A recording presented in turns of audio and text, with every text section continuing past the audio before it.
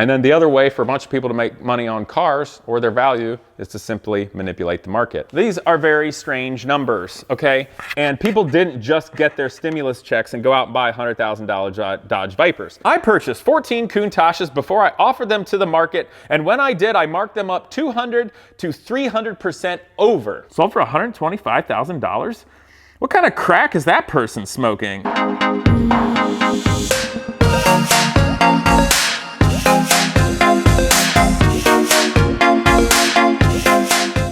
KW makes the perfect suspension for every demand. Find them in the description below. What's up, people? Well, today I wanted to talk about artificial price manipulation of the collector car market. Now, basically what that simply means is that people or persons out there have the ability to, shall we say, influence the market and suddenly drive up the prices of cars.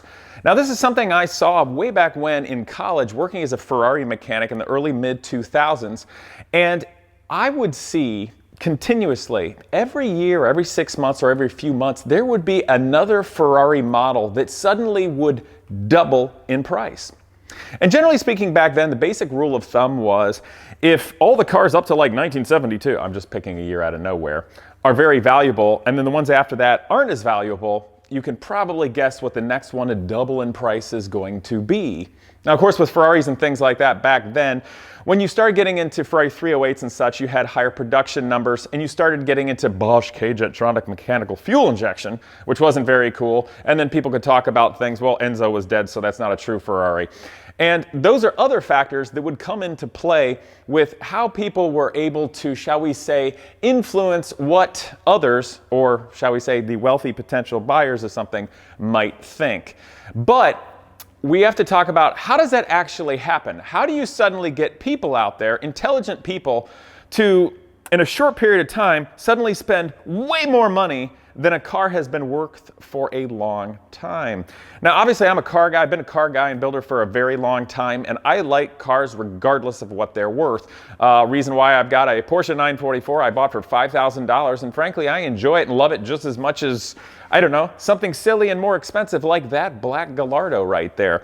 But I love cars in general, and I generally hate artificial market manipulation. The reason being is twofold. One, it makes me mad on a personal level because suddenly cars will be at a valuation that I no longer can afford or would want to afford because I can build something else like that. And it basically just takes a really cool icon or car away from the marketplace and a general aspect of the population where it gets tucked away in collections forevermore, which kind of goes into another theory I have about the car world and the values and where cars end up is kind of like if you take a big bucket of dirt and rocks and sand and stuff, and initially it's all kind of shook up and interesting and all over the place, and then if you shake it for a while, eventually the big items rise to the top and the teeny ones at the bottom, and it's very uniform. It's kind of how the car world works. It's like who wants it more or gets stuck with it in the end.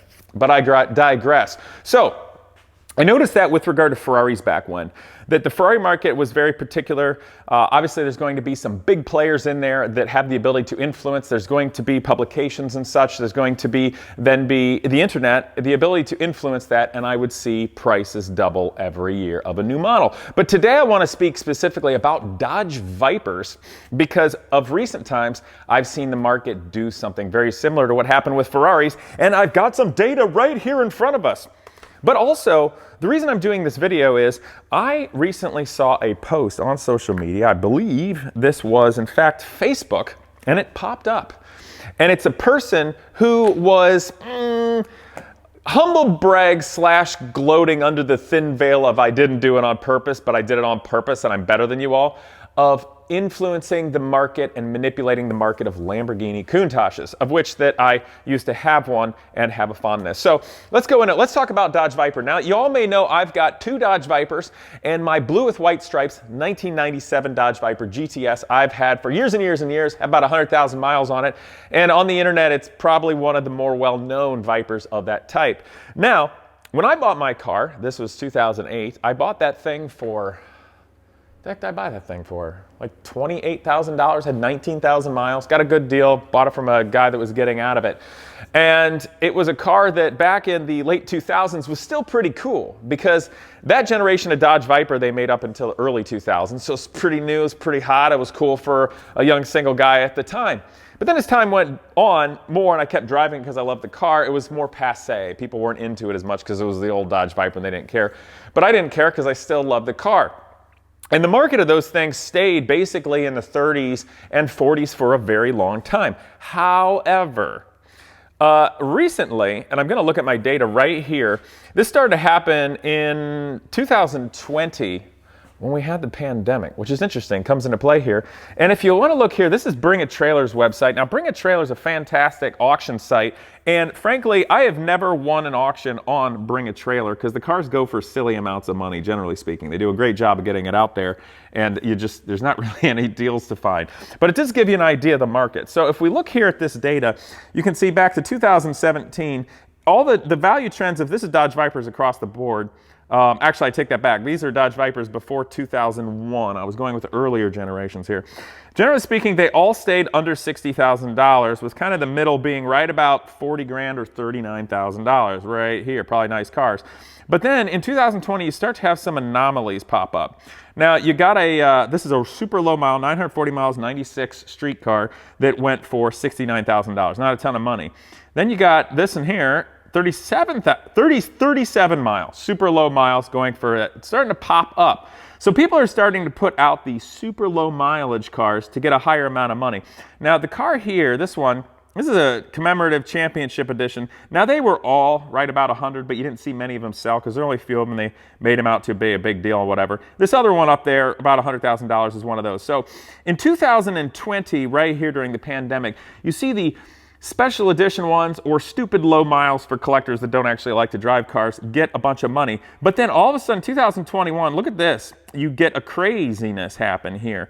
And suddenly people are spending a 2001 Dodge Viper GTS, it's just one with 9,000 miles, sold for $125,000. What kind of crack is that person smoking? Like 2 years ago, you could buy a better car, an earlier one with forged internals that's rarer and cooler and faster and better for similar miles for like a third of the value. But that's what suddenly happened. Here, all of a sudden, there's a hysteria going on.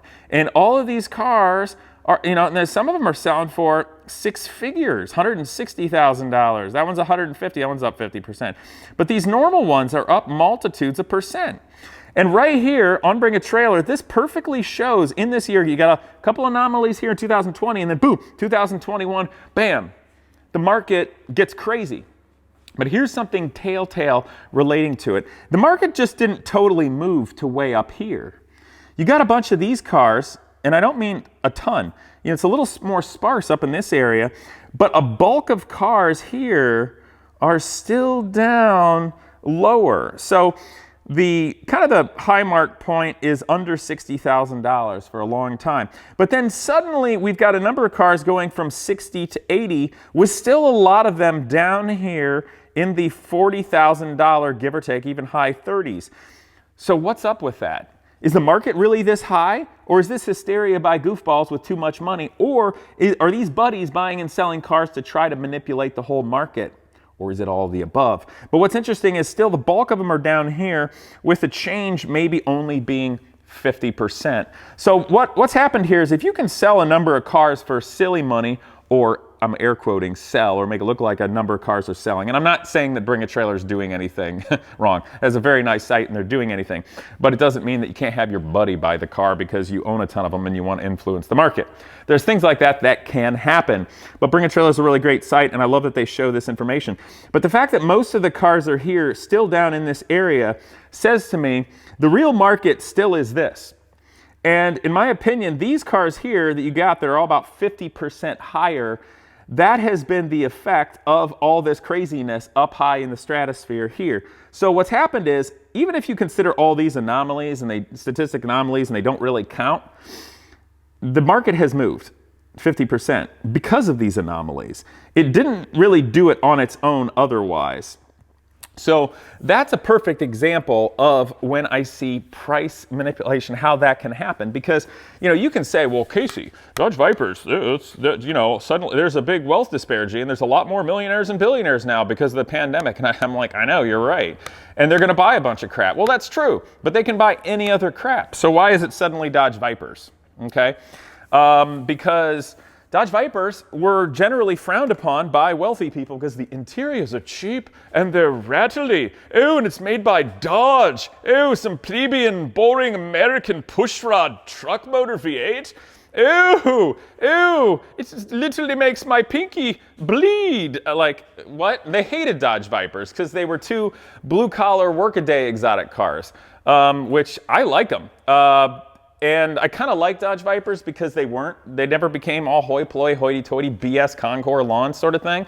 They were a real car, but they've been influenced. And I will show you this too. So those were the Dodge Vipers pre-2001, you know, the older generations that I like more. So here are all of the Dodge Vipers. Let's see, yes. And that includes later generation ones, these, and then the newest ones before it went out. And you can see the same thing here. Generally speaking, all Dodge Vipers, in general, if you get them all, you can find basically any Dodge Viper under 60 or 70 grand, regardless of what it was. The vast majority of them to this point. You've got some anomalies going on here, statistical anomalies. You got a weird race car here. You got a crazy ACR. But that was, in 2019, the awesome ACR with low miles, the later one, sold for $112,000. Now suddenly, if you go way over here, crazy people are buying the same things for over double the money, $250,000 suddenly. So you've got the same sort of thing happen here with the last generation of Vipers. You've got your anomalies up here that are likely influenced and pushed up, or a few crazy people going nuts, or certain rich people that are pushed by those in the know. And it influences and pushes the market probably 50%, or in this case, the Vipers in some ways could be a little more if I'm kind of vibing on that right. So that's the exact same thing I used to see happen with Ferraris. Now, another interesting thing, Lamborghini Countach. Let's talk about that. Back in the mid-2000s when I was a Ferrari mechanic, there was a big difference between Ferrari and Lamborghini. Now, don't get bogged down in all the details about stories and everything like that. The difference I'm talking about is the culture surrounding those cars. The Ferrari history and lineage was far more, I don't want to say like respectable, but it was more entrenched in a culture.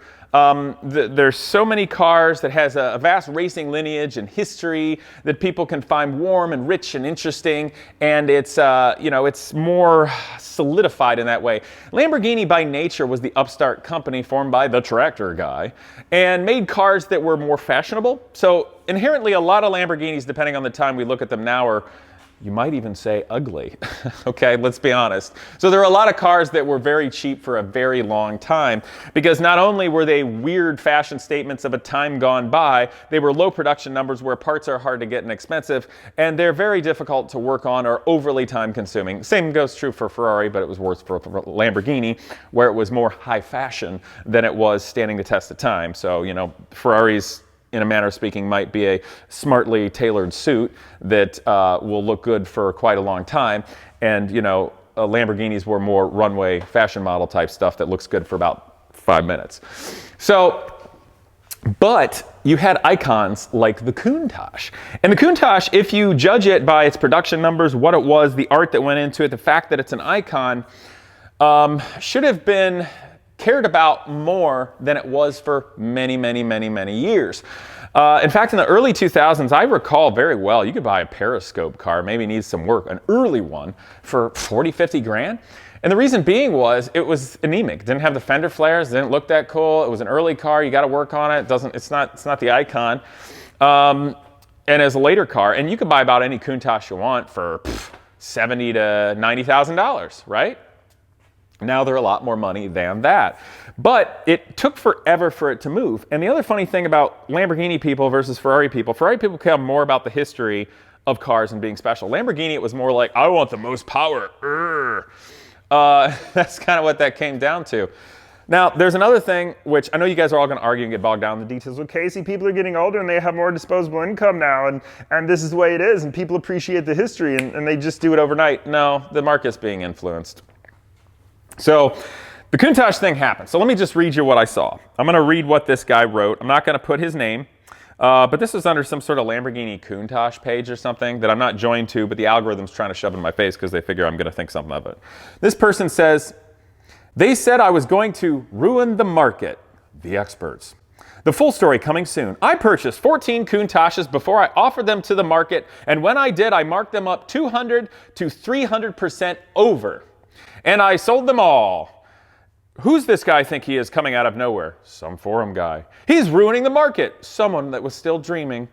Here are my 1987 5000 Quattro Valvoli. That was Joe Nastasci's personal car. It had just 1,200 miles on it. I purchased it from a dear friend of mine for $110,000. And then the person says, I'm taking $5,000 off the car because I don't want you to get hurt.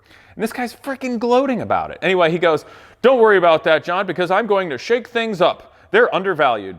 P.S. Thank God I saved all the emails from experts on what they thought they were worth. Okay. The guy's really gloating hardcore, and he thinks he's really special because now all exotic car prices are to the moon and back, and he thinks he's cool way back when, and he was in the position to buy a bunch of cars.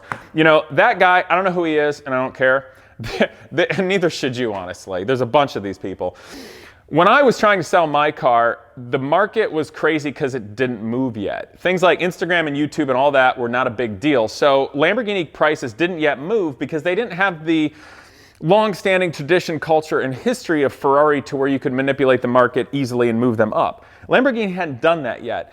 And what really helped Lamborghini and all new exotic cars, such as the newest Dodge Viper, explode in value like that is the internet. Instagram, social media from YouTube, TikTok, Facebook, whatever, because it gives people the opportunity to flex and look important. Now, I don't mean that derogatory. I mean that honestly, because the value of anything, whether it's this dune buggy, that Gallardo, the Lotus back there, or a race car, comes down to a number of factors. One of them is the utility. What can you actually do with it? But in the case of exotic cars, sports cars, things like that, there's a lot more factors involved, and that has to do with passion, excitement. Does it bring back memories? Is it cool? Does it make me look important or feel rich? I don't mean that derogatory. I mean that honest. These are the factors that make people pay a lot of money for something when maybe it's not actually worth a lot of money. And me as a car guy, I look at for the utility, and I love lots of the cars anyway. I don't need to be influenced by others' decisions. So, you know, that's why I can find the good deals. As an example, the yellow IMSA Corvette over there by Genius Garage, very low production car, ran an IMSA in the late 80s, Brigance chassis, really big and nasty, gnarly, awesome American racing history from the 80s.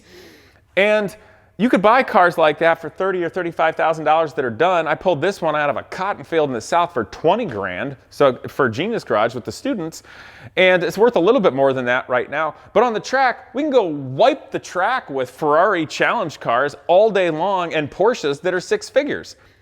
But people spend that much money on those Porsches and Ferraris because it tickles their loins. It makes them tingle.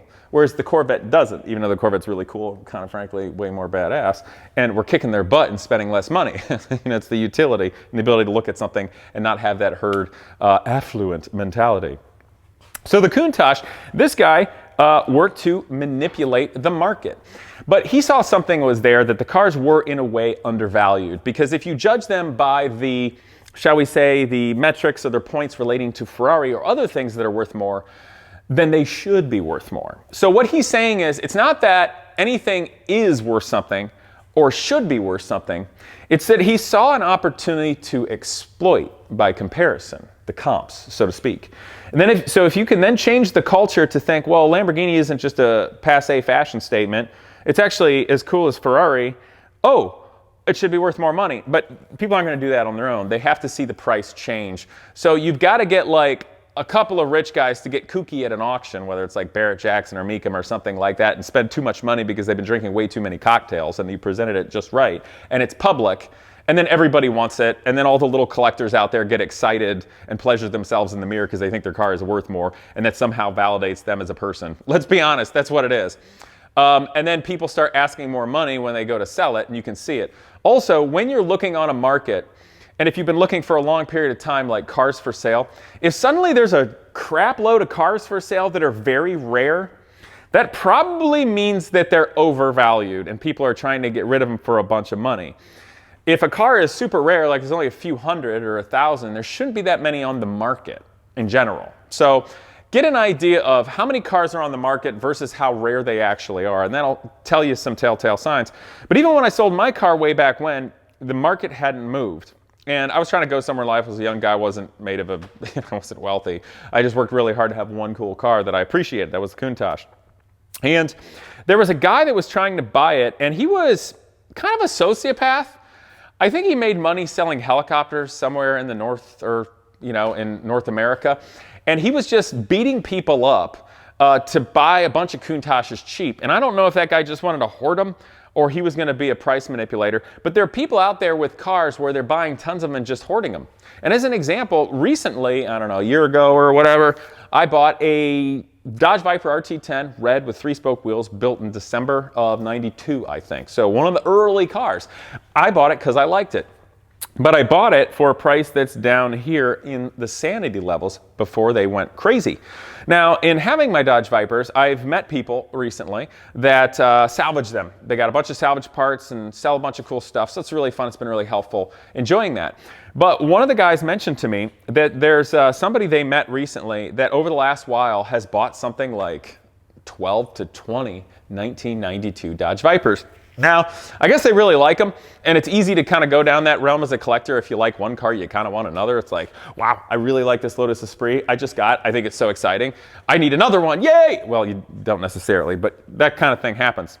Anyway, in this circumstance, that's a person that is going to hold on to them because they think it's going to be worth a ton of money in the future, and it very well might and probably will by virtue of how rare the car is, how iconic it is, how few are out there. Those Dodge Vipers are going to end up being worth more. They already are starting to be, and the value's going crazy. But that guy's in a position that he can manipulate the market. If you own that many of them, if you enjoy some sort of position of prominence with anybody else who is an influencer or having a media or something else like that, you can start poking with numbers and putting it out there. So if you see a move in statistics like this with Dodge Vipers going up like that, it doesn't matter if you sell your car. You can also use that hysteria by just listing a car well in a couple of places for a number even higher. Maybe you take it off the market and it vanishes and people just think it's sold. So it's a game. It's a theater that is played by very many people. And frankly, I saw soft pushes with it, and I'll just name it. And if you get mad at me, I don't care. Y'all know what you're doing. Sports Car Marketplace magazine. Love the magazine, read it for years and years and years and years. When I worked at a golf course, I had nothing better to do. I wasn't surfing a phone. I would read that magazine. I'd study it because I loved cars. And they would always write articles about what's the next car to go up in value. And that kind of helps push people into it. I mean, obviously it helps the collector car world and community because it keeps people hungry and going after it. So they're going to do that, and there's nothing wrong with that. But one thing I thought was kind of funny, they wrote about, for a bunch of years, Ferrari Testarossas. Now, Ferrari Testarossas were a difficult one for the Ferrari world, shall we say, to drag, kicking and streaming into a higher level of value. And you can generally buy those things for about $100,000, give or take. Those are the slightly earlier K-Jetronic ones. And some people will pleasure themselves in their mirror, to their high mirrors, because they'll say like that's special, even though they're all basically the same. So you got to the Ferrari 512 TR, which is a more sophisticated car with electronic fuel injection, sounds better. But the Ferrari Testarossa is absurdly expensive to service because you got to take the whole darn engine out. It's kind of an ungainly, weird car that enjoys the position of more of a fashion icon, kind of like a Lamborghini did of the 1980s, of excess and all that. It's not really an amazing driving, racy, road course kind of car. It's sort of a really fashionable grand tour that you can kind of huck through corners and costs a lot to maintain, a lot. And those things for the longest time, you can buy them for 40 to 50 grand. And that was what it was. But they just kicking and streaming drug them to about $100,000 or more. And that's where they're at. And, I don't know. It's a funny market. So I would see magazines write about things like that, and that helps influences, try to keep people hungry. And then obviously when that or the internet, people will report on auctions or for sale places where something sells for a ton of money, then that helps create the hysteria that goes, but you have to have the right environment, you have to kind of have the situation primed. You have to have people kind of thinking about the car and liking it, and the rest of the market to look a certain way for people to spend that much money on. So it's a tricky thing. You can't be too far ahead of the wave or to fall flat and you look like an idiot. The other thing is, even Hagerty. Hagerty is a massive insurance company, but they have publications, they have YouTube channels, everything like that. So you got to think in yourself, why does an insurance company care if the market goes way up? Obviously, they're trying to own the whole world of collector cars. I'm not saying that's necessarily bad, but it's interesting because, sports car market, Hagerty also shows all the value trends of everything and what valuation is worth. So they enjoy a position of authority. And when you enjoy a position of authority, you enjoy the position of ability to influence. Same can be told for a YouTuber. That's why YouTubers are often called influencers. And a lot of you, and I'm not saying this negatively, but a lot of you out there that I've talked to, I've heard people lament that my friend Ed at Ben Wiki is largely responsible for inflating the prices of stick shift Lamborghinis. Which is annoying for all of us car guys that don't like flappy paddles. And I kind of joked with him about that for the exposure of it, because he's obviously got his car. He's like, hey man, you gotta look out for number one. But no, it's just, he has so much exposure, and obviously extolling the virtues of the car, that's gonna influence the price somewhat, or how fast people wanna buy them. But I wanted to bring up this talk today because with Dodge Vipers, these are very strange numbers, okay? And people didn't just get their stimulus checks and go out and buy $100,000 Dodge Vipers. And if they did, I would like to know who is getting $100,000 stimulus checks, because I didn't, and I'm sure none of you did either. Are these just all the new billionaires and centimillionaires that are happening from the separation of classes now because of 2020? Thanks for nothing, world at large. Or does it also have to do with the right time for market manipulation of Dodge Vipers? I think you should be the judge. What am I saying here? I talked about a lot of things and a lot of people. Gonna ruffle some feathers. But all of this is public information, knowledge, and just my experience of what I've looked out there and seen. And it's very clear from reading the guy with the Countaches, he was gonna manipulate the market. That's what he did. And he's kind of humble bragging that, oh, they were already worth that much. And he was just smart enough to see that he could put the price on it. Yeah, no, you're also manipulating the market on purpose. That's what that is. And there's a lot of different ways to do that. So I say to all of you, when you're buying a car, you got to look and think, is this market manipulation? You're buying at the right time? Did you miss the time and they're naturally trending up? Could it be all the above, or should you stay away from the car? I'll give you a small example. Me being a car guy, liking a lot of things out there, there's a lot of cars that I've just said goodbye to because I'll never afford them. Or even if I do have that money, I'm not going to pay that much money for one of those things because it's stupid. Because I could build something cool or get something else, you know what I mean? Or, go help my community or something. Whoa, think of that. But I'll give you an example. So the mid-year Corvettes, 63 to 67, worth a bunch of money. Fine car, whatever. The boomers like them. But the C3 Corvette, the early ones from the 60s, same darn chassis and suspension and all, more aerodynamic, same basic stuff. So you get a 66 or 67 Corvette and compare it in values to a 68 or 69. You can go out a 68 or 9 Corvette, get a big block, small block, stick shift, whatever you want, and get like the nicest car in the world for 30 to 35, and you can buy them in the 20s even. When the mid-years Corvettes are double the money and more. Why? It's just think about those kind of things. And when you're out there looking for the best value. The other last piece of advice I have to tell everybody that I've learned over a long period of time, I'm gonna be perfectly honest, cars are not a very good investment in general. They're not. There are better ways to invest money, to make money over the long term. Cars require maintenance, they require a place to keep them. You gotta not screw them up, you gotta pay insurance on them. And about the only good ways if you wanna make money on cars or get value is to be smart enough with the entirety of the market to buy cars before idiots blow up the prices forevermore, and you buy them at that time and sell them at that time. I mean, that's how you do it.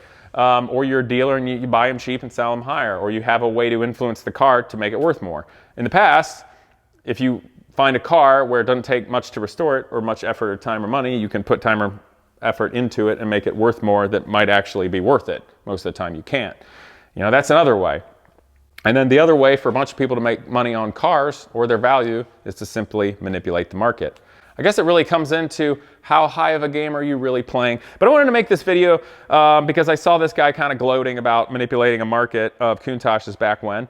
And I think it's depressing because when markets get manipulated and the prices or values of cars are so absurdly high that they go to collectors and people that spend way too much money on them that for whatever reason didn't care about them for the last 100 years, but suddenly now they're a bunch of money. They just get stuck in a collection, never see the light of day again. And in a way that destroys the car world. It destroys things like getting to see them, and it destroys the history, and destroys vintage racing. You don't see them. And these are things that start ruining the fun and the history of cars. But I think if we learn anything from all of human history, many things are destroyed by greed. And cars are no exception.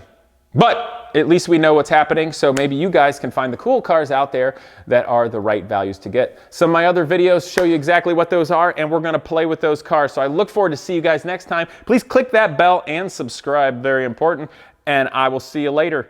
And if this video made you mad, I'm sure you'll just laugh all the way to the bank and not care.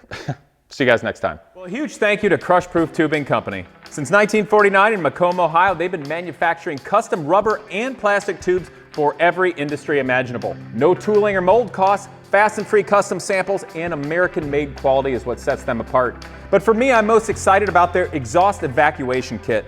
Different modular pieces and their convoluted custom hoses make it so that I can adapt any car, truck, or motorcycle with an internal combustion engine to get those exhaust gases out of my shop so I can keep working in safety and comfort. But beyond just that, they build a variety of hoses for a custom OEM world. You'll see stretchable drain tubing and bellows, as well as agriculture, medical, and military. So again, guys, Crushproof Tubing Company, crushproof.com, and go down in the description below to see where to get your free samples for industry or your exhaust tubing.